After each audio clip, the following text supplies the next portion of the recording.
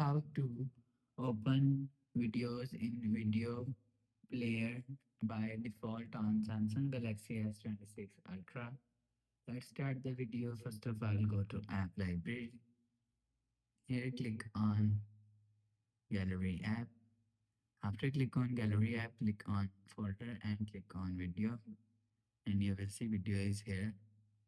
If you want to open video in video player, go back and click on Menu and click on Settings. Now in Gallery Settings, you will see Open in Video Player is here. So make sure turn on Open in Video Player.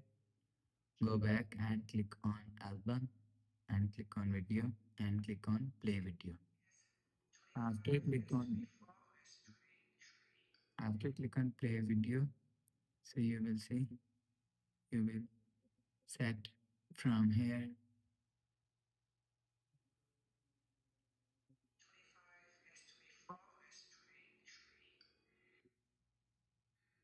You will adjust.